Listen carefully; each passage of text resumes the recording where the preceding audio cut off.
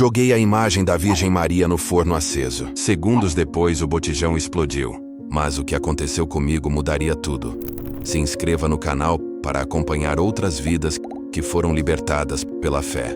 Meu nome é Wanderson e naquele dia, diante de dezenas de seguidores, peguei a imagem da Virgem Maria que uma cliente trouxe pedindo para limpar as energias negativas e a joguei direto no forno aceso do terreiro. Isso aqui não tem poder nenhum sobre mim! Gritei enquanto as chamas envolviam a figura. O que eu não sabia é que em segundos minha vida inteira ia mudar. A imagem se desfez rapidamente no fogo. Eu ouvia os suspiros de aprovação dos meus filhos de santo ao redor. Alguns batiam palmas, outros gritavam, "Axé, pai!" Aquilo me alimentava, me fazia sentir poderoso.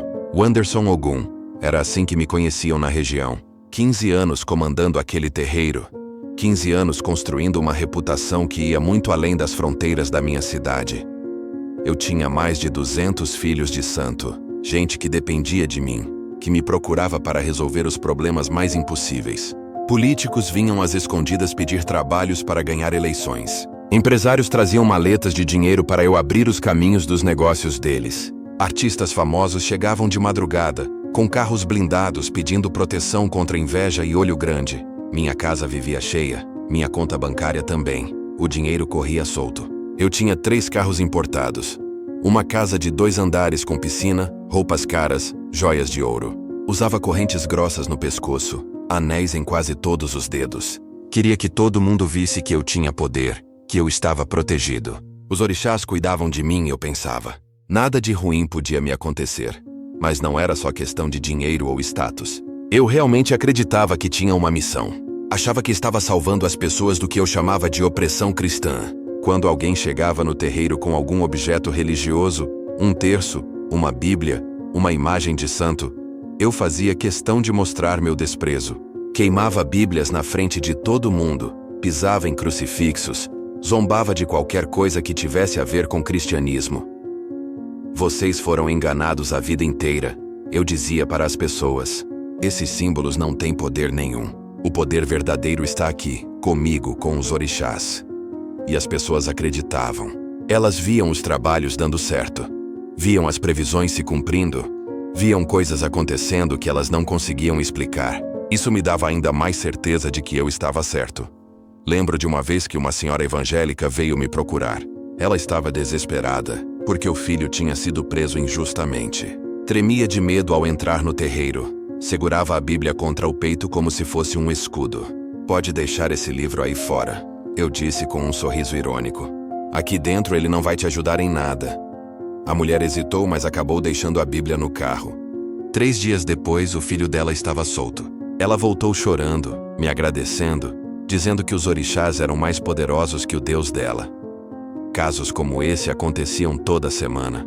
Eu via o desespero das pessoas se transformando em alívio, em gratidão, em devoção. Não só aos orixás, mas a mim também. Elas me viam como um intermediário essencial. Alguém sem quem elas não conseguiriam resolver seus problemas. Isso inflava meu ego de uma forma perigosa. Em casa, a situação era bem diferente. Márcia, minha ex-mulher, não aguentava mais meu comportamento. "Você virou outra pessoa, Wanderson", ela dizia. "Você não é mais o homem com quem eu casei." Nossas brigas eram constantes. Ela reclamava que eu passava mais tempo no terreiro do que com a família, que eu só falava de trabalhos e orixás, que eu tinha perdido completamente a humildade. "Você está se achando um deus", ela gritou numa das nossas últimas discussões. "Esqueceu que tem 2 filhos que precisam do pai, não de um pai de santo." Eu respondi que meu trabalho espiritual era mais importante, que eu estava ajudando centenas de pessoas, que ela não entendia a dimensão da minha missão. "Sua missão?" Ela riu com amargura. "Sua obsessão, você quer dizer?" Os meninos Rafael e João tinham 8 e 5 anos na época. Eles mal me viam durante a semana. Quando eu chegava em casa já era tarde. Eles estavam dormindo. Nos finais de semana, eu estava ocupado com as giras, com os trabalhos especiais, com as consultas que não podiam esperar. Márcia tentava me fazer entender que eu estava perdendo momentos importantes da infância deles, mas eu achava que ela estava sendo dramática. "Eles vão me agradecer no futuro", eu dizia. "Quando crescerem e virem tudo que eu construí para eles, vão entender." Que mentira eu contava para mim mesmo. Eu estava tão cego pelo poder, tão envolvido na minha própria importância que não conseguia ver o óbvio. Estava perdendo minha família. A gota d'água foi quando Márcia me encontrou ensinando Rafael a desrespeitar símbolos cristãos. Era um domingo de manhã. Eu estava no quintal preparando um trabalho e chamei o menino para me ajudar. Peguei um crucifixo que alguém tinha trazido para ser limpo e disse para ele: "Vem cá, filho. Quero te mostrar uma coisa. Isso aqui que as pessoas acham que protege, na verdade não passa de madeira e metal. Olha só." E pisei no crucifixo na frente dele. Rafael me olhou com uma expressão que eu nunca vou esquecer. Não era admiração, como eu esperava. Era confusão, talvez até medo. Naquele momento, Márcia chegou no quintal e viu a cena. Não disse uma palavra. Pegou Rafael pela mão e entrou em casa. Naquela mesma tarde, ela fez as malas e foi embora com os 2 meninos. "Você escolheu." Foram as últimas palavras que Márcia me disse antes de sair de casa. Escolheu seu orgulho em vez da sua família. Eu a vi colocar as malas no carro, os meninos chorando no banco de trás. Rafael me olhando através do vidro como se estivesse se despedindo para sempre. Mas mesmo naquele momento, mesmo vendo minha família se desfazer, eu não conseguia admitir que estava errado. Na verdade, me sentia aliviado. Sem as cobranças constantes de Márcia, sem as interrupções das crianças, eu podia me dedicar integralmente ao terreiro. Podia passar dias inteiros ali, recebendo pessoas, fazendo trabalhos, sentindo-me importante. O movimento aumentou ainda mais.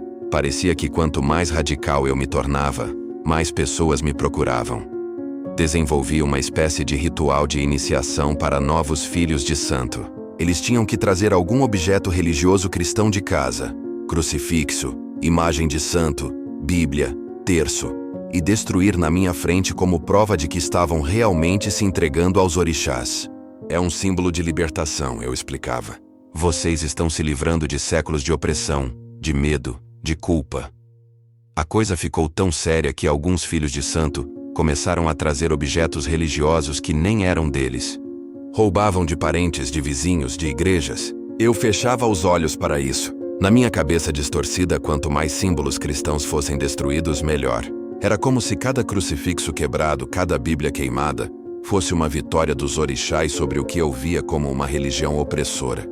O dinheiro continuava entrando. Eu cobrava caro pelos trabalhos, especialmente dos políticos e empresários. Quem pode pagar mais, paga mais, era minha filosofia. O poder espiritual tem seu preço. Cheguei a cobrar R$ 50.000 por um trabalho especial para um candidato a prefeito. Ele pagou sem pestanejar e ganhou a eleição. Isso só confirmava, na minha mente, que eu estava no caminho certo. Mas tinha algo que eu não percebia na época. Ou talvez não quisesse perceber. Mesmo com todo aquele sucesso, mesmo com todo aquele dinheiro, mesmo com toda aquela adoração que recebia dos meus seguidores, eu sentia um vazio estranho. Era como se houvesse um buraco dentro de mim que nada conseguia preencher. Nem os carros caros, nem as joias, nem o respeito que as pessoas me mostravam. Tentava ignorar essa sensação. Me distraía com festas, com compras, com viagens. Levava grupos de filhos de santo para congressos de umbanda em outros estados, sempre no melhor hotel, sempre na primeira classe. Queria que todo mundo visse meu sucesso, minha prosperidade. Mas quando voltava para casa à noite, quando ficava sozinho no meu quarto grande e vazio, aquela sensação voltava. Um desconforto que eu não sabia como nomear. Foi mais ou menos nessa época que comecei a ter sonhos estranhos. Sonhos com Márcia e os meninos, mas não eram sonhos normais. Eles apareciam tentando me avisar de alguma coisa, falando que algo ruim ia acontecer, pedindo para eu mudar de vida. Eu acordava perturbado, suando frio, mas logo arrumava uma explicação. São só trabalhos de inveja, eu pensava. Alguém está tentando me atingir através dos sonhos. Fiz vários trabalhos de proteção para mim mesmo. Banhos especiais, defumações, oferendas extras para meus orixás protetores. Mas os sonhos continuavam. Às vezes eles eram ainda mais específicos. Eu via Rafael doente, muito doente, numa cama de hospital. Via Márcia chorando, me chamando, mas eu não conseguia chegar até eles. Sempre acordava antes de descobrir o que estava acontecendo. Durante o dia, eu fingia que nada disso me afetava. Continuava com minha rotina normal, recebendo consulentes, fazendo trabalhos, dando palestras sobre o poder dos orixás. Mas por dentro uma inquietação crescia. Era como se meu subconsciente estivesse tentando me mandar uma mensagem que minha mente consciente se recusava a aceitar. 3 meses depois daquele episódio da imagem da Virgem Maria, tudo começou a desmoronar. O primeiro sinal foi uma ligação de Márcia, às 6 da manhã de uma terça-feira. Eu estava dormindo depois de uma gira que tinha durado até tarde. O telefone tocou várias vezes antes de eu atender, meio zonzo ainda. "Wanderson, você precisa vir aqui no hospital agora." A voz dela estava desesperada, quebrada. "É o Rafael, ele está muito doente." Meu coração disparou. Perguntei o que tinha acontecido, onde eles estavam, se era grave. "Leucemia", ela sussurrou. "Os médicos disseram que é leucemia. Você precisa vir agora." Desligou o telefone antes que eu pudesse dizer qualquer coisa. Fiquei parado ali segurando o celular, tentando processar o que tinha acabado de ouvir. Leucemia. Meu filho de 8 anos. Os sonhos, as imagens do menino numa cama de hospital. Tudo fazia sentido agora. Mas por que eu não tinha levado os sonhos a sério? Por que não tinha feito algo para evitar aquilo? Me vesti rapidamente e saí para o hospital. Durante o trajeto de carro, minha mente disparava em todas as direções. Lembrava dos trabalhos que eu fazia para curar doenças nas outras pessoas. Se eu conseguia ajudar estranhos, certamente conseguiria salvar meu próprio filho. Os orixás não iam me abandonar numa hora dessas. Eles sabiam o quanto eu tinha me dedicado, o quanto eu tinha feito por eles todos esses anos. Quando cheguei no hospital e vi Rafael naquela cama, conectado a fios e aparelhos, meu mundo parou. Ele estava tão magro, tão pálido, tão diferente do menino cheio de vida que eu conhecia. Márcia estava sentada ao lado da cama, segurava a mão dele, chorava em silêncio. Quando me viu, não disse nada. Apenas me olhou com uma expressão que misturava dor, raiva e talvez um último fio de esperança. "Os médicos disseram que é um caso grave", ela sussurrou, "que pode ser tarde demais para começar o tratamento." Eu me aproximei da cama, toquei no rosto do meu filho. Ele estava quente, febril. Abriu os olhos devagar, me reconheceu, tentou sorrir. "Oi, pai", disse com a voz fraca. "Você veio me buscar?" Naquele momento senti algo que nunca tinha sentido antes na vida. Um medo que ia além de qualquer medo físico. Era o medo de perder a coisa mais importante do mundo. De ver minha arrogância custar a vida do meu próprio filho.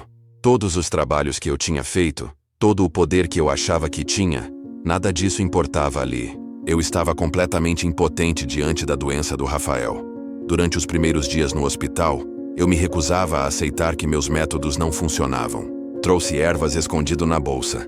Fiz orações para todos os orixás que conhecia. Tentei colocar fios de contas de proteção no pulso do Rafael quando ninguém estava vendo. Os médicos falavam sobre quimioterapia, sobre chances de sobrevivência, sobre protocolos de tratamento, mas eu tinha certeza de que conseguiria curar meu filho através dos trabalhos espirituais. Márcia me observava fazer esses rituais secretos com uma mistura de desespero e irritação. "Wanderson, pelo amor de Deus, deixa os médicos trabalharem", ela sussurrava para não acordar Rafael. "Agora não é hora de religião, é hora de medicina." Mas eu não conseguia aceitar isso. Se os orixás me davam poder para curar os outros, por que não conseguiria curar meu próprio filho? Voltei para o terreiro naquela primeira noite decidido a fazer o trabalho mais poderoso da minha vida. Reuni todos os meus filhos de santo mais antigos, compramos os melhores materiais, fizemos oferendas caríssimas, matei 3 cabras, ofereci o melhor azeite de dendê, as melhores frutas, as melhores bebidas. Fiquei 3 dias seguidos fazendo rituais, sem comer, sem dormir direito, apenas pedindo para os orixás salvarem meu menino. No terceiro dia, quando voltei para o hospital, Rafael estava pior. Os médicos disseram que a leucemia tinha avançado mais rápido do que esperavam, que precisavam começar um tratamento mais agressivo imediatamente. Eu não entendia como podia estar pior depois de todos os trabalhos que eu tinha feito. Como os orixás podiam me abandonar justamente quando eu mais precisava deles. "Pai, por que você está triste?" Rafael perguntou quando me viu chorando ao lado da cama dele. Tentei disfarçar, forçar um sorriso, dizer que estava tudo bem. Mas como mentir para uma criança que estava sofrendo por causa da minha arrogância? Porque no fundo, muito no fundo, eu começava a suspeitar de que aquilo tudo era consequência dos meus atos. Foi então que a segunda tragédia chegou. Uma semana depois do diagnóstico do Rafael, a Receita Federal apareceu no terreiro com uma ordem de busca e apreensão. Alguém tinha feito uma denúncia detalhada sobre sonegação de impostos, sobre dinheiro não declarado, sobre patrimônio incompatível com minha renda oficial. Eles levaram meu computador, meus documentos, bloquearam minhas contas bancárias. O delegado da Receita era um homem sério, de óculos, que não demonstrava nenhuma emoção enquanto mexia nos meus papéis. O senhor vai ter que explicar como conseguiu comprar 3 carros importados e uma casa de $500 mil com uma renda declarada de 2 salários mínimos por ano, ele disse.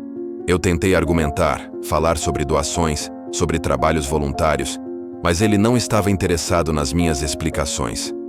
O pior de tudo foi a humilhação. Os filhos de santo que estavam no terreiro naquele dia viram tudo. Viram a polícia revistando meus quartos, abrindo meus armários, fotografando minhas joias e meus objetos religiosos. Alguns tentaram me defender, disseram que era perseguição religiosa, mas eu vi no olho de outros uma desconfiança que nunca tinha visto antes. Naquela noite, sozinho no terreiro vazio, eu me senti verdadeiramente perdido pela primeira vez na vida. Meu filho estava morrendo no hospital. Minha vida financeira estava sendo investigada. E pela primeira vez em 15 anos, eu duvidei do meu próprio poder. Fiz oferendas desesperadas, acendi todas as velas que tinha, queimei todos os incensos, mas parecia que minhas orações se perdiam no vazio. Os seguidores começaram a sumir. Primeiro os mais novos, depois alguns dos antigos. Em 2 semanas, meu terreiro que sempre estava cheio passou a receber apenas meia dúzia de pessoas por noite. As oferendas secaram, o dinheiro parou de entrar, e eu que sempre vivi na fartura de repente me vi contando moedas para comprar comida. Os políticos e empresários que antes me procuravam desesperados agora nem atendiam minhas ligações. Quando conseguia falar com algum deles, a desculpa era sempre a mesma. Melhor esperarmos essa situação com a Receita se resolver, Anderson. Ou seja, enquanto eu estava no topo, todo mundo me queria. Na primeira dificuldade, todo mundo desapareceu. Mas o que mais me doía era ver Rafael piorando a cada dia. Os médicos começaram a falar sobre cuidados paliativos, sobre fazer ele ficar confortável nos últimos momentos. Márcia não conseguia mais parar de chorar. Eu passava as madrugadas no hospital, tentando fazer trabalhos escondido, sussurrando orações nos ouvidos do meu filho, mas nada funcionava. Uma madrugada, quando Rafael estava dormindo e Márcia tinha ido tomar um café, eu saí para o corredor do hospital completamente desesperado. Encostei na parede e comecei a soluçar como uma criança. 15 anos de certeza, 15 anos de arrogância, 15 anos achando que eu tinha todas as respostas. E ali estava eu, impotente diante da doença do meu próprio filho. Foi quando uma enfermeira idosa passou por mim e parou. Ela me olhou com uma compaixão que eu não merecia e disse: "Pai, eu sei que o senhor está sofrendo muito. Já vi muitos pais passarem pelo que o senhor está passando. Às vezes, a única coisa que nos resta é entregar nossa dor para quem realmente pode nos ajudar." Não disse mais nada, apenas seguiu seu caminho. Aquelas palavras ficaram ecoando na minha cabeça. Entregar minha dor para quem realmente pode me ajudar. Mas para quem? Eu sempre pensei que tinha o controle, que através dos orixás eu conseguiria resolver qualquer problema. Agora percebia que talvez nunca tivesse tido controle nenhum. Talvez eu fosse apenas um homem comum, cheio de orgulho e medo, que se escondia atrás de rituais e oferendas. Voltei para casa naquela madrugada com uma sensação estranha. Era como se estivesse vendo meu terreiro com outros olhos. As imagens dos orixás que antes me davam força agora pareciam me olhar com indiferença.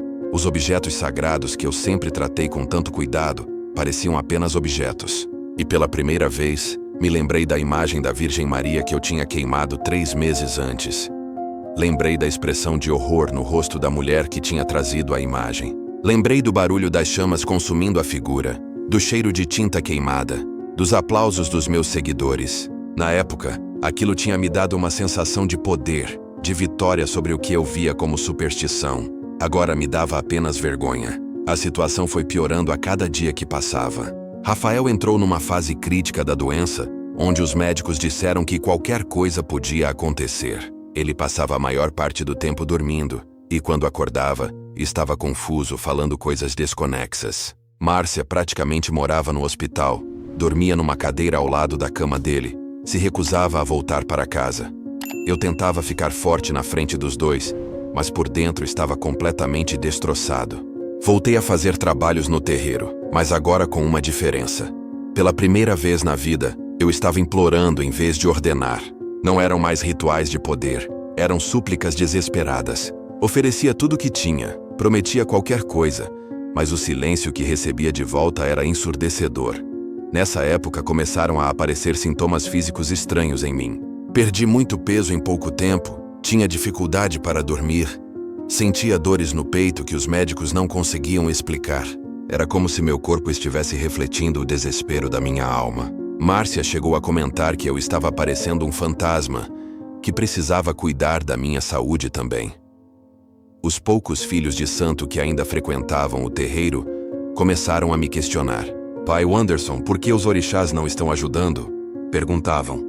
Por que não fazemos um trabalho maior, mais forte? Eu não sabia o que responder. Como explicar que eu mesmo estava duvidando de tudo aquilo que havia pregado durante tantos anos? Uma noite, sozinho no terreiro depois de mais um ritual que parecia não ter dado resultado nenhum, eu quebrei completamente. Chutei os pratos das oferendas, derrubei as velas, gritei para as imagens dos orixás como se fossem pessoas de verdade. Onde vocês estão? Berrei. Eu dediquei minha vida inteira para vocês. Perdi minha família, destruí minha reputação. E agora que eu preciso, vocês me abandonam? O silêncio que se seguiu foi absoluto. Nem o barulho do trânsito lá fora, nem o vento nas árvores, nada. Era um silêncio que parecia vivo, que parecia estar me dizendo alguma coisa. Mas o quê? Fiquei ali parado, no meio daquela bagunça que eu tinha feito, tentando entender o que estava acontecendo comigo.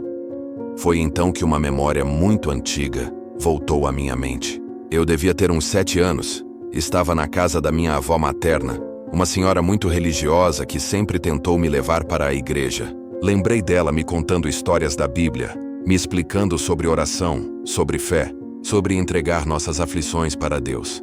Na época eu achava tudo aquilo chato. Preferia brincar na rua com meus amigos. Minha avó morreu quando eu tinha 12 anos, pouco antes de eu conhecer a Umbanda. Lembrei das últimas palavras que ela me disse no hospital. Meu neto, um dia você vai precisar de uma força maior que a sua. Quando esse dia chegar, lembre que existe alguém que te ama mais do que você consegue imaginar. Eu tinha esquecido completamente dessa conversa até aquele momento. Será que era isso que estava acontecendo? Será que eu precisava de uma força maior que a minha? Mas como pedir ajuda para algo em que eu nunca tinha acreditado? Que eu tinha passado 15 anos combatendo e ridicularizando? Como engolir todo o meu orgulho e admitir que talvez eu estivesse errado desde o início? No dia seguinte, quando cheguei no hospital, encontrei Márcia chorando no corredor. Meu coração disparou. O que aconteceu?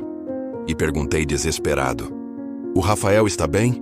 Ela me olhou com os olhos inchados de tanto chorar e disse: os médicos disseram que não tem mais nada a fazer, que é questão de horas, no máximo uns poucos dias.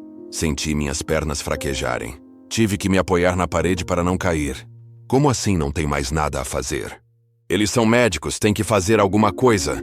Mas eu sabia que era desespero falando.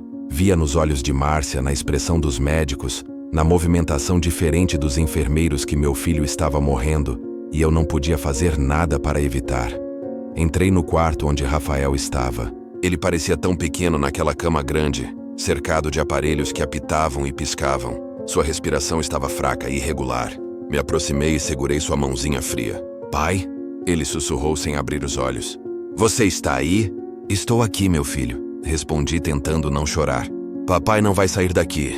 Pai, eu sonhei com a vovó. Rafael disse com a voz quase inaudível. Que vovó, filho? A vovó que você falava, a que morreu antes de eu nascer. Ela estava vestida de branco, era muito bonita. Disse que você ia ficar bem, que ia parar de ficar bravo com Deus. Senti um arrepio percorrer todo o meu corpo. Como Rafael podia sonhar com minha avó, se ele nunca a tinha conhecido? O que mais ela disse, meu amor? Disse que às vezes as pessoas precisam perder tudo para encontrar o que realmente importa. E que você já sabe o que precisa fazer, só está com medo. Rafael abriu os olhos devagar e me olhou com uma lucidez que não demonstrava há dias. Pai, eu não vou morrer. Mas você precisa pedir desculpas. Pedir desculpas para quem, filho? Para a moça bonita de azul que você machucou. Senti meu mundo girar. Como Rafael podia saber sobre a imagem da Virgem Maria que eu tinha queimado? Eu nunca tinha contado para ele, nunca tinha falado sobre isso na frente das crianças. Márcia também não sabia dos detalhes daquele episódio. Rafael, que moça bonita de azul. Ah, que você jogou no fogo, pai. Ela não ficou brava com você, mas ficou triste. Disse que você é um bom homem que perdeu o caminho. Meu filho fechou os olhos novamente e voltou a dormir. Mas suas palavras continuaram ecoando na minha mente.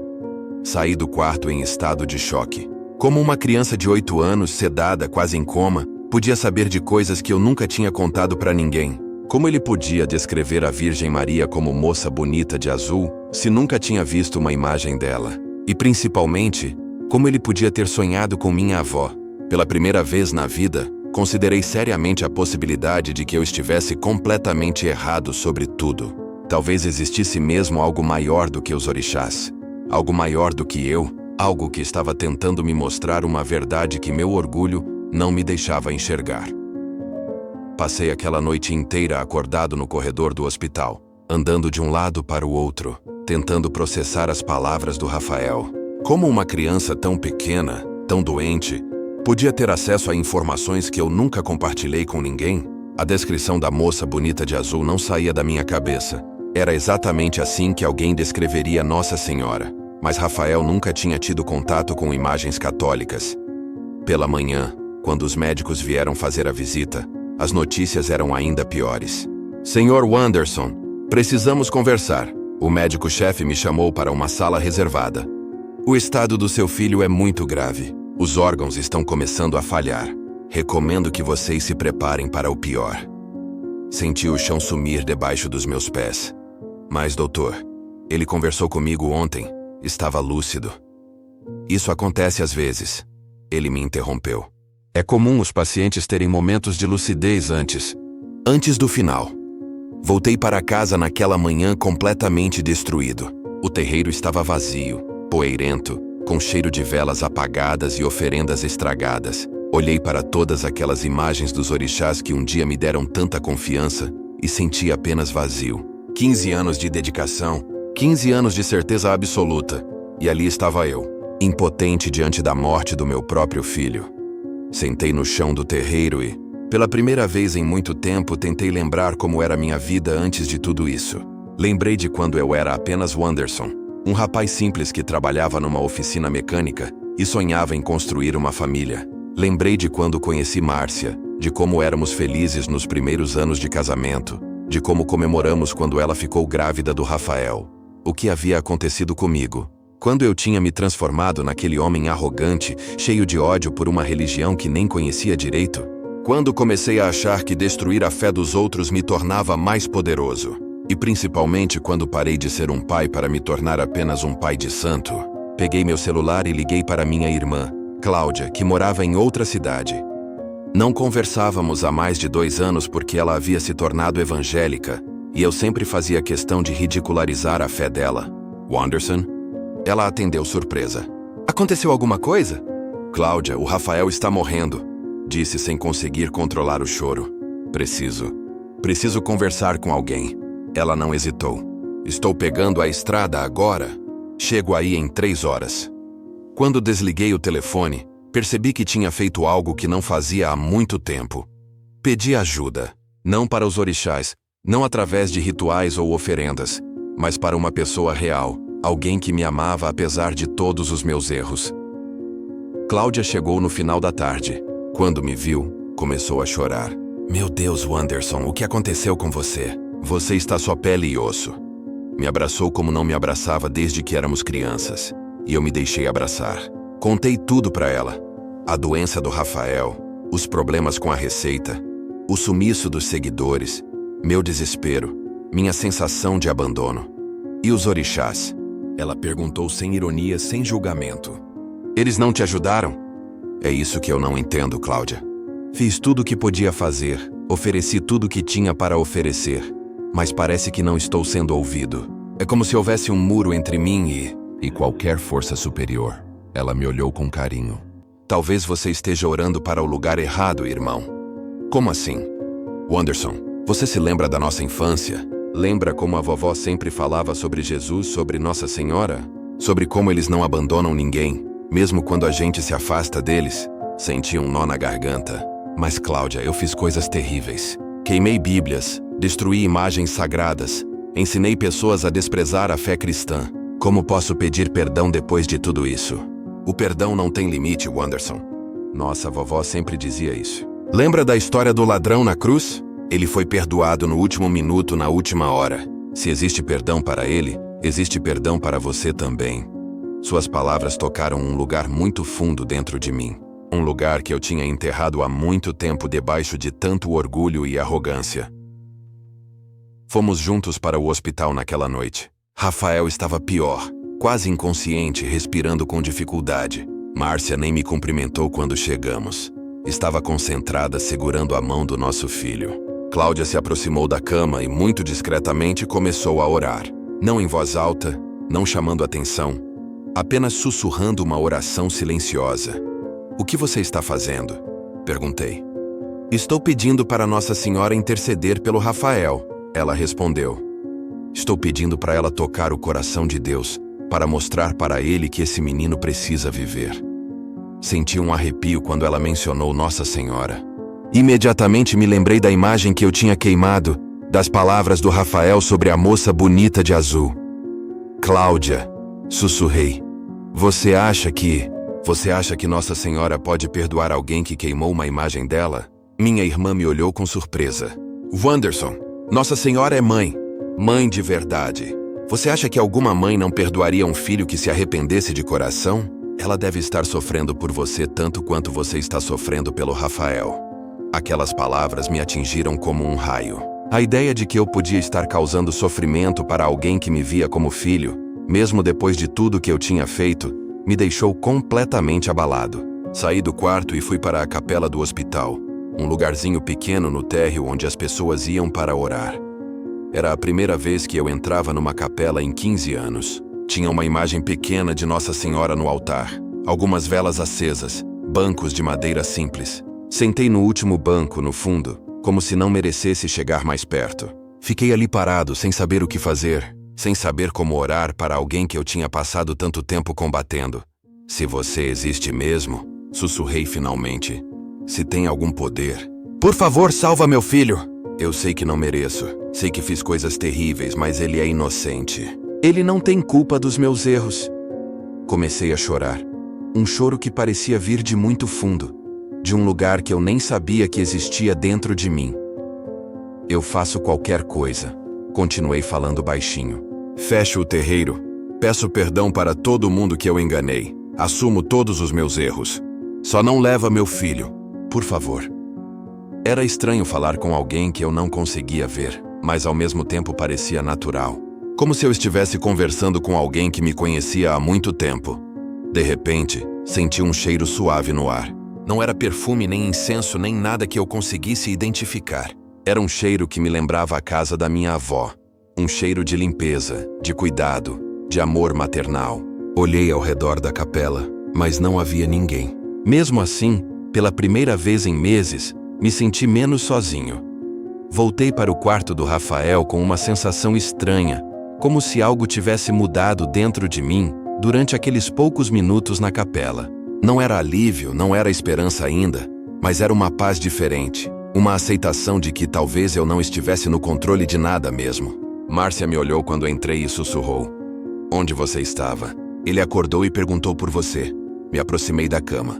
Rafael abriu os olhos devagar, me reconheceu e tentou sorrir. "Pai, você conversou com ela?" "Conversei com quem, filho?" "Com a moça bonita de azul. Ela disse que você ia vir aqui falar com ela." Senti meu coração acelerar. Como ele podia saber que eu tinha ido na capela? "Rafael, como você sabe disso?"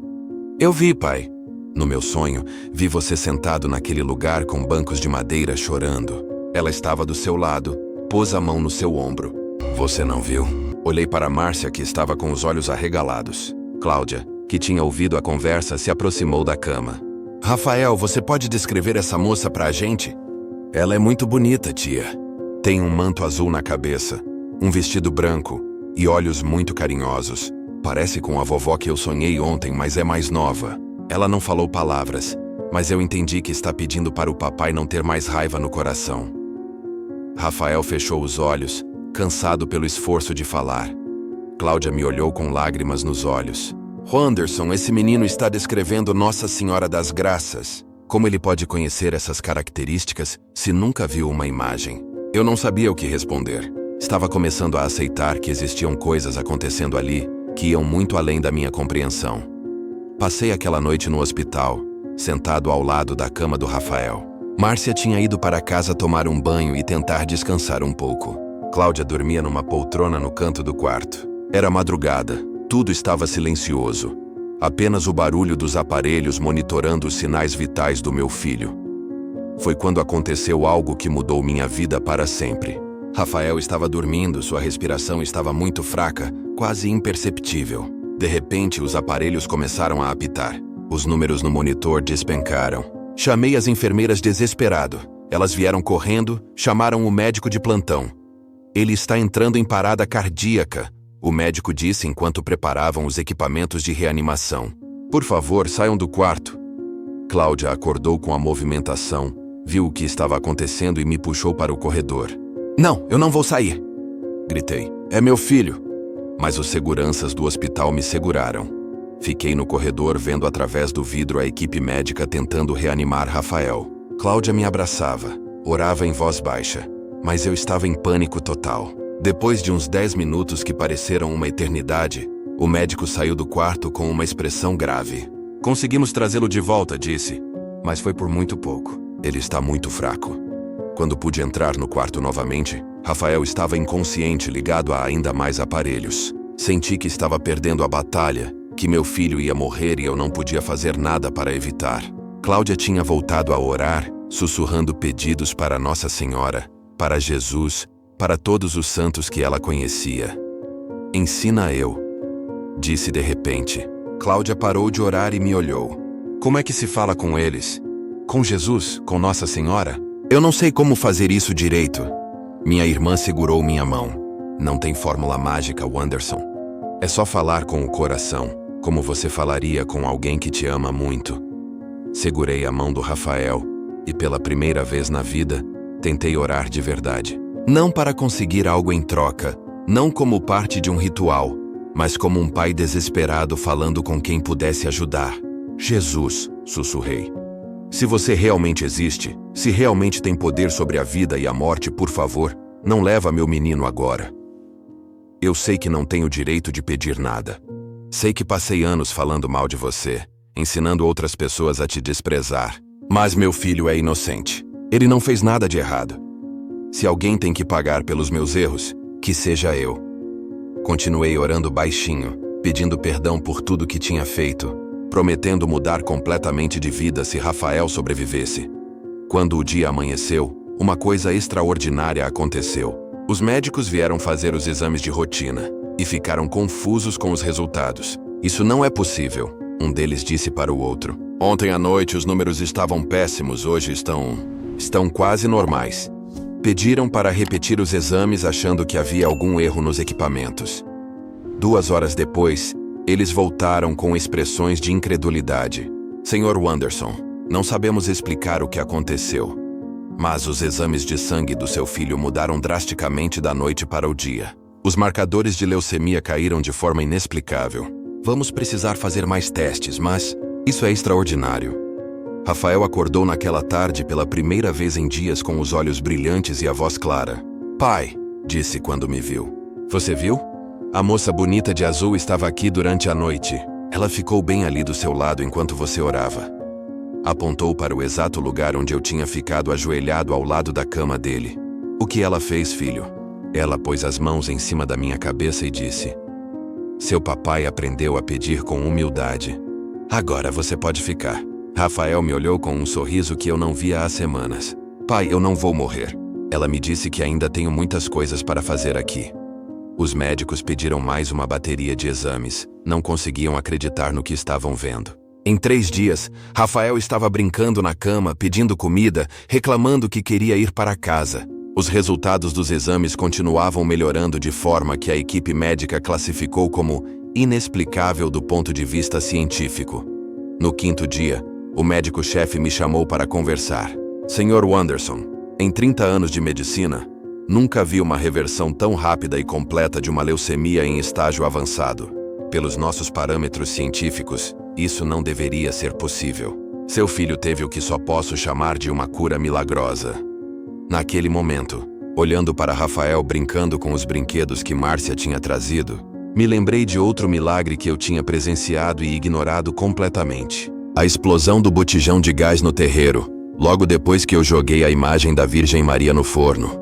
Uma explosão que deveria ter me matado, mas eu saí sem um arranhão sequer. Será que também tinha sido proteção divina? Durante os dias seguintes, enquanto Rafael se recuperava no hospital, uma coisa muito estranha começou a acontecer comigo. Era como se meus olhos estivessem se abrindo para ver as coisas de um jeito completamente novo. Eu começava a notar sinais, coincidências, pequenos detalhes que antes passavam despercebidos. A enfermeira que tinha me dado conforto naquela madrugada de desespero se chamava Aparecida. O médico que cuidou do Rafael durante a crise se chamava Gabriel. Até o número do quarto onde meu filho ficou internado era 12. O mesmo dia em que se comemora Nossa Senhora de Guadalupe. Como minha irmã me contou. Você está vendo os sinais porque seu coração está aberto agora, Cláudia me explicou. Quando a gente para de lutar contra Deus e começa a procurar por Ele, Ele se manifesta de formas que a gente nem imagina. Aquilo fazia sentido para mim. Durante 15 anos, eu tinha estado tão focado em combater a fé cristã que não conseguia ver nada além da minha própria raiva. Rafael teve alta do hospital numa quinta-feira de manhã. Os médicos ainda estavam intrigados com sua recuperação, pediram para acompanhar o caso mensalmente, mas admitiram que ele estava curado. No caminho para casa, sentado no banco de trás do carro ao lado do meu filho, senti uma mistura de alívio, gratidão e uma culpa enorme. Pai, você vai fechar o terreiro? Rafael perguntou de repente. Por que você quer saber isso, filho? A moça bonita disse que você ia fazer muitas mudanças, que ia pedir desculpas para muitas pessoas.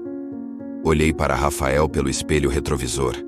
Desde sua recuperação, ele falava sobre a moça bonita de azul, como se fosse uma pessoa que ele conhecia pessoalmente. Quando chegamos em casa, encontrei uma situação que me deixou ainda mais abalado. Márcia tinha aproveitado os dias que estávamos no hospital para arrumar suas coisas. Wanderson, nós precisamos conversar. Ela disse quando as crianças foram brincar no quintal. Eu sei que o Rafael se curou, sei que foi um milagre, mas isso não apaga tudo o que aconteceu entre nós. Ela estava certa, eu sabia disso. O milagre da cura do Rafael não desfazia os anos de orgulho, de arrogância, de negligência com minha família. Márcia, eu sei que não tenho direito de pedir nada para você, mas eu mudei, de verdade. Quero tentar reconstruir nossa família, quero ser o pai e o marido que vocês merecem. Wanderson, você já disse isso antes. Já prometeu mudança outras vezes, mas sempre voltava para o terreiro, sempre colocava sua religião na frente da família. Ela me olhou com uma mistura de cansaço e tristeza. Como eu posso acreditar que dessa vez é diferente? Porque eu vou fechar o terreiro, disse sem hesitar. Vou fechar definitivamente, vou parar com tudo isso. Márcia me olhou surpresa. Você tem certeza? É sua vida inteira, são 15 anos. Minha vida inteira são vocês 3, interrompi. O terreiro quase me custou a vida do meu filho. Não vou correr esse risco nunca mais. No dia seguinte fui ao terreiro pela última vez. Alguns filhos de santo ainda frequentavam o lugar. Pessoas que tinham permanecido fiéis mesmo durante minha crise. Quando anunciei que ia fechar definitivamente, houve protestos, lágrimas. Pessoas me implorando para reconsiderar. Pai Wanderson, o Senhor é nossa referência espiritual. Como vamos ficar sem o Senhor? Vocês vão ficar bem, respondi. Na verdade, vão ficar melhor. Porque eu descobri que não sou pai espiritual de ninguém. Sou apenas um homem que se perdeu no caminho e quase perdeu o que tinha de mais importante. Expliquei sobre a doença do Rafael, sobre os milagres que presenciei, sobre como descobri que existe uma força muito maior do que qualquer orixá. A reação foi mista. Alguns me chamaram de louco, disseram que eu estava traumatizado pela doença do filho e não estava pensando direito. Outros ficaram curiosos, quiseram saber mais sobre essas experiências que eu tinha tido. Mas a maioria simplesmente foi embora, decepcionada por descobrir que sua referência espiritual não era tão segura quanto parecia. Passei uma semana inteira desmontando o terreiro. Guardei ou doei todos os objetos que tinham valor material, mas as imagens dos orixás, os panos, os colares de contas, tudo que era especificamente religioso, eu levei para um terreiro de uma conhecida em outra cidade. Não queria jogar fora. Sabia que aquilo era sagrado para outras pessoas, mas não podia mais conviver com aqueles símbolos. O mais difícil foi explicar para os clientes que não atenderia mais. Muitas dessas pessoas dependiam dos meus trabalhos há anos, tinham uma relação de confiança comigo. Anderson, você não pode fazer isso conosco! Aí uma senhora que eu atendia há 10 anos me disse chorando: quem vai cuidar dos meus problemas agora? Dona Maria, a senhora não precisa de mim para resolver seus problemas. Existe uma força muito maior cuidando da senhora. Tentei explicar sobre minha experiência, sobre o milagre que presenciei, sobre como descobri que o verdadeiro poder não vinha dos meus rituais. Algumas pessoas entenderam e até ficaram interessadas. Outras saíram revoltadas, me chamando de traidor. A notícia de que eu tinha fechado o terreiro se espalhou rapidamente pela cidade. Algumas pessoas me parabenizaram, disseram que eu tinha tomado uma decisão corajosa. Outras me criticaram, falaram que eu era um aproveitador que tinha usado a religião para ganhar dinheiro, e agora estava mudando de lado por interesse. O que mais me doía eram os comentários maldosos sobre minha família. Teu Azrai, ele só mudou de religião porque o filho ficou doente. Ouvi as pessoas cochicharem na rua. Agora que precisa de milagre, foi procurar Jesus. Parte de mim ficava irritada com esses comentários, mas outra parte sabia que eles tinham razão. Eu realmente só procurei a Deus quando precisei de um milagre. Uma semana depois de fechar o terreiro, procurei uma igreja católica para conversar com o padre. Não sabia exatamente o que dizer, como explicar minha situação. O padre José, um homem de uns 60 anos, me recebeu com paciência e bondade. Padre, eu fiz muitas coisas erradas contra a Igreja Católica. Queimei Bíblias, destruí imagens sagradas, ensinei pessoas a desprezar a fé cristã. Será que existe perdão para alguém como eu? Meu filho, se não existisse perdão para quem se arrependeu de coração, metade dos santos da Igreja não seriam santos. Saulo perseguiu os cristãos antes de se tornar São Paulo. Agostinho viveu uma vida de pecados antes de se converter. O perdão de Deus não tem limites. Suas palavras me trouxeram um alívio que eu não esperava. Mas, padre, como posso ter certeza de que meu arrependimento é verdadeiro? Como posso saber se não estou me convertendo apenas por gratidão, pelo milagre do meu filho? Era uma dúvida que me atormentava. A gratidão pode ser o início da conversão, meu filho, mas a verdadeira conversão se manifesta nas atitudes. Você vai saber se é verdadeiro pelos frutos que vai produzir na sua vida. O padre me orientou a começar frequentando as missas, a ler a Bíblia, a aprender sobre a doutrina católica.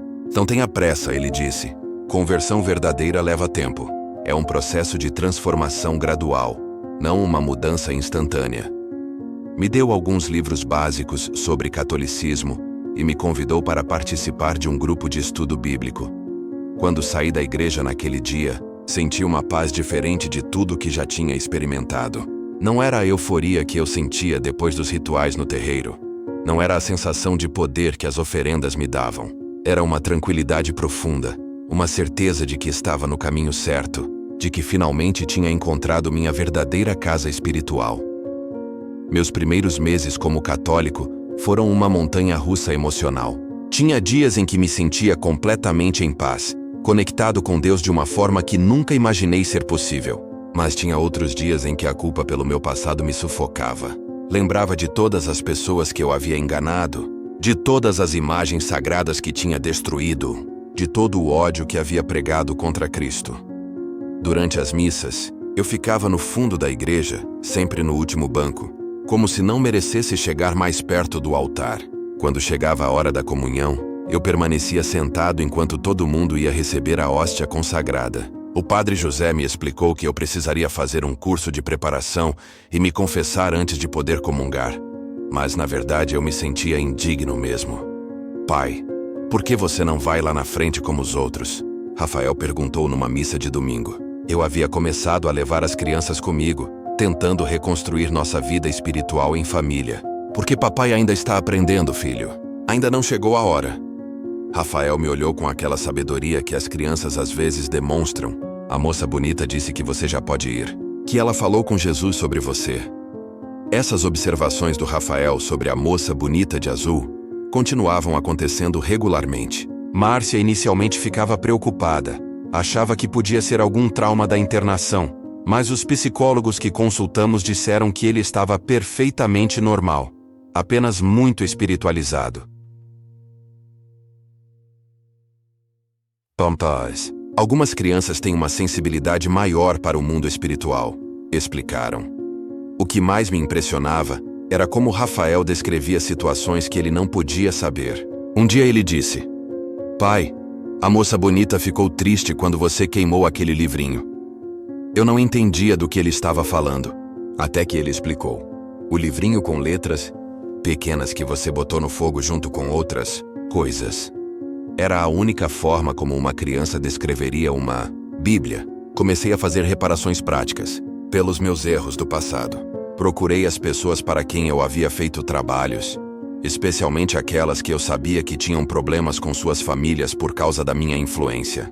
Dona Rosa, disse para uma cliente que havia se afastado do marido por causa de um trabalho que fiz. Eu preciso pedir perdão à senhora. O trabalho que fiz foi errado, baseado em mentiras. Se a senhora quiser se reconciliar com sua família, eu te ajudo de verdade agora. Algumas pessoas me receberam bem, ficaram gratas pela minha honestidade. Outras me expulsaram de casa, me xingaram, disseram que eu estava louco. Uma ex-cliente chegou a me ameaçar. "Wanderson, se você continuar falando que seus trabalhos eram mentira, vou te processar. Gastei uma fortuna com você." Entendi que parte do meu percurso de arrependimento incluía aceitar essas reações negativas. O mais difícil foi pedir perdão para as pessoas que eu havia afastado da fé cristã. Lembrei de um rapaz jovem, o Fernando, que tinha vindo ao terreiro ainda evangélico, mas influenciado pelos meus discursos acabou abandonando a igreja e se tornando meu filho de santo. Procurei ele para conversar, mas ele não quis me ouvir. "Wanderson, você destruiu minha fé e agora quer que eu volte para a igreja?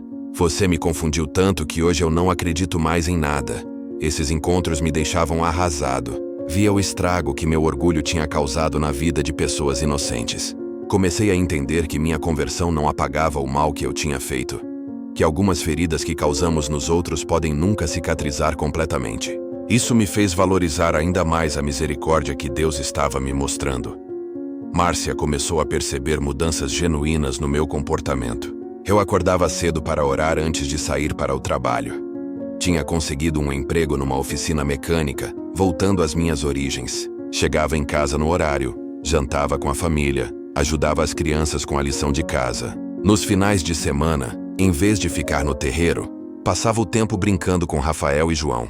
"Wanderson, eu preciso admitir uma coisa", Márcia me disse numa noite, depois que as crianças já estavam dormindo. "Quando você fechou o terreiro, eu pensei que era só desespero, que você voltaria atrás em algumas semanas. Mas está fazendo quase 6 meses e você realmente mudou."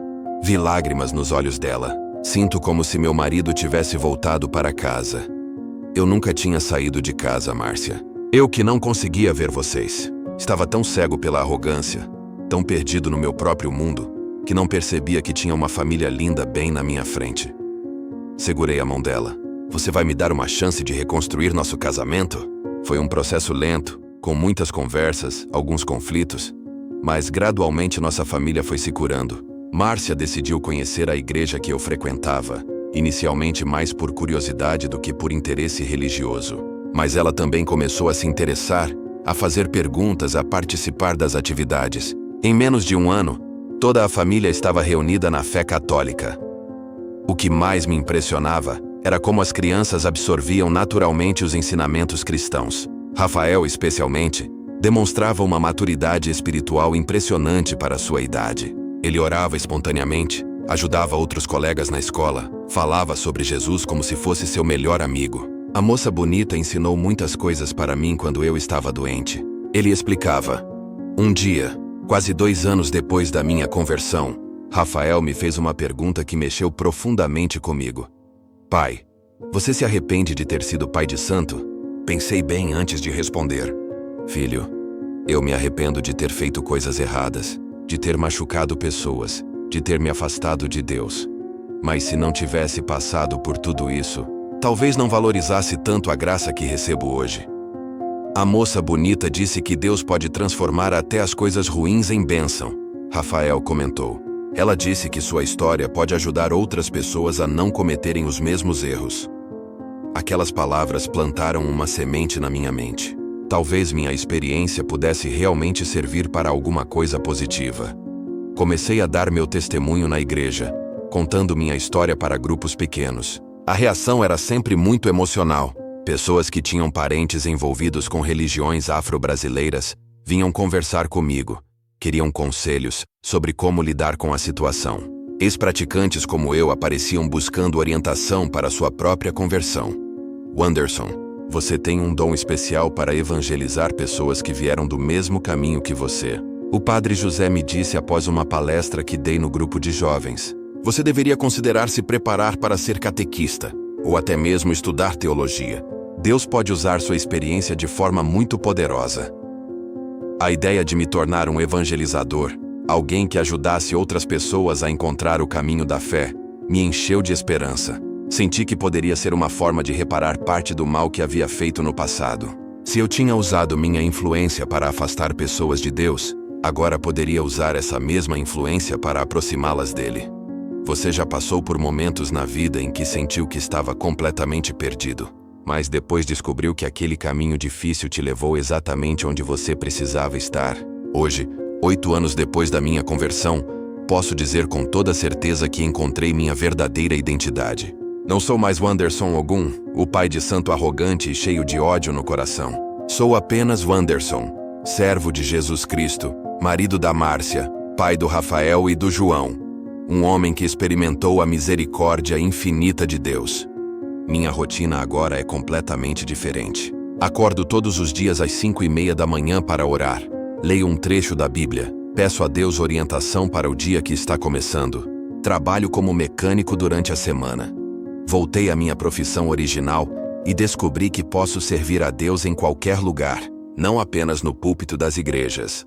Nos finais de semana, viajo para dar palestras, sempre acompanhado pela família. Márcia e eu desenvolvemos juntos um ministério de evangelização focado em pessoas que vêm de outras religiões. Não atacamos as crenças de ninguém. Apenas compartilhamos nossa experiência de como é viver uma vida verdadeiramente transformada pelo amor de Cristo. Rafael, agora com 15 anos, é meu maior orgulho e minha maior inspiração. A experiência de quase perdê-lo quando era criança me fez valorizar cada dia que tenho com ele. Sua fé é sólida. Sua personalidade é doce e humilde, completamente diferente do pai arrogante que eu era. Às vezes ele ainda fala sobre a moça bonita de azul, sempre com naturalidade, como quem menciona um amigo querido. Pai, ela disse que você cumpriu a promessa. Rafael me contou há alguns meses. Que promessa, filho?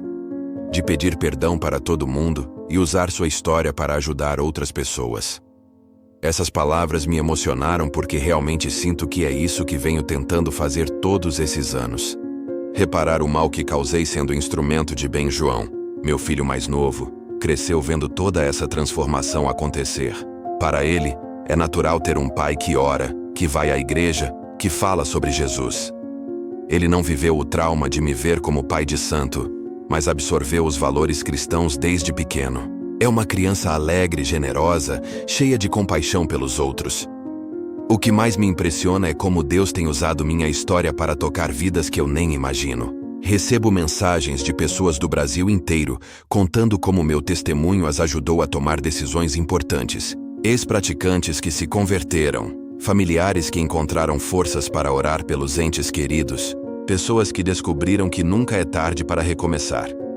Há alguns meses, recebi uma carta que me deixou muito emocionado. Era de Fernando, aquele jovem que eu havia influenciado a abandonar a igreja evangélica para se tornar meu filho de santo. Wanderson, ele escrevia: durante todos esses anos eu vivi revoltado com você, culpando você por ter destruído minha fé. Mas recentemente assisti um vídeo do seu testemunho e entendi que a responsabilidade pela minha escolha foi minha, não sua. Voltei para a igreja e estou reconstruindo minha vida espiritual. Cartas como essa me fazem perceber que Deus realmente pode reverter qualquer situação, pode transformar maldição em bênção, pode usar até mesmo nossos maiores erros para sua glória. Cada pessoa que se converte, cada família que se reconcilia, cada coração que se abre para Jesus através do meu testemunho, é uma prova de que vale a pena ter passado por tudo que passei. Não vou mentir dizendo que não tenho momentos difíceis ainda. Às vezes a culpa pelo passado volta, especialmente quando encontro pessoas que foram machucadas pelos meus ensinamentos e não conseguiram se recuperar completamente. Mas aprendi que a culpa excessiva também é uma forma de orgulho, de achar que nossos erros são maiores que a misericórdia de Deus. A verdade é que descobri uma paz que jamais imaginei ser possível. Não é uma paz baseada em rituais, em oferendas, em proteções espirituais externas. É uma paz que vem de saber que sou amado incondicionalmente, que sou perdoado completamente, que posso entregar todas as minhas preocupações nas mãos de quem realmente tem controle sobre todas as coisas. Minha família hoje é meu maior tesouro. Jantamos juntos todos os dias, conversamos sobre tudo, oramos uns pelos outros, enfrentamos as dificuldades com união e fé. Márcia é minha companheira de verdade, no sentido mais profundo da palavra. Construímos um lar onde Cristo é o centro, onde o amor é a regra, onde o perdão é praticado diariamente. Quando olho para o Rafael brincando no quintal com João, lembro daqueles dias terríveis no hospital quando achei que ia perdê-lo. Lembro das lágrimas, do desespero, da sensação de impotência absoluta. E me emociono ao perceber como Deus usou justamente aquela situação limite para me mostrar quem Ele realmente é. Hoje entendo que aquela explosão do botijão de gás, logo após eu queimar a imagem de Nossa Senhora, realmente foi um aviso, uma tentativa de Deus me chamar a atenção, antes que fosse tarde demais. Eu saí ileso fisicamente, mas deveria ter entendido o recado espiritual. Demorou mais 3 meses e quase a perda do meu filho para eu finalmente ouvir o que ele estava tentando me dizer. A Igreja Católica se tornou minha verdadeira casa. Não apenas um lugar onde vou aos domingos, mas uma família espiritual onde encontro orientação, comunhão, propósito. Sou catequista, faço parte do conselho paroquial. Ajudo em várias pastorais. É gratificante poder usar minha experiência para formar outras pessoas na fé. O que mais me alegra é ver como minha conversão teve um efeito dominó positivo. Várias pessoas da minha família estendida voltaram para a igreja por causa do meu exemplo. Antigos clientes que se converteram trouxeram outros familiares. É como se Deus estivesse usando minha história para alcançar pessoas que eu nem conhecia. Se alguém me perguntasse hoje qual foi o momento mais importante da minha vida, eu diria sem hesitar. Foi quando me ajoelhei naquela capela do hospital e, pela primeira vez, orei com humildade verdadeira. Não pedindo como quem tem direitos, mas suplicando como quem reconhece sua própria fragilidade. Foi ali que nasci de novo. Foi ali que encontrei minha verdadeira identidade. A vida me ensinou que às vezes precisamos perder tudo o que achávamos importante para descobrir o que realmente tem valor. Perdi dinheiro, status, seguidores, influência, mas ganhei uma família unida, uma fé sólida, uma paz interior, um propósito eterno. E principalmente, ganhei a certeza de que sou amado por alguém que nunca me abandona, mesmo quando eu o abandono. Hoje, quando pessoas me procuram desesperadas, seja por doença, por problemas familiares, por crises financeiras, eu não ofereço trabalhos espirituais nem rituais mágicos. Ofereço algo muito mais poderoso: a oração sincera, a escuta compassiva, o testemunho de que existe um Deus que se importa com cada lágrima nossa, que conhece cada dor nossa, que tem um plano de amor para cada vida. Talvez você também já tenha se sentido perdido alguma vez, achando que tinha todas as respostas, mas descobrindo que não sabia nem fazer as perguntas certas. Se esse é seu caso, saiba que nunca é tarde para recomeçar. Nunca é tarde para buscar a verdade. Nunca é tarde para se deixar encontrar por quem está procurando você há muito mais tempo do que você imagina.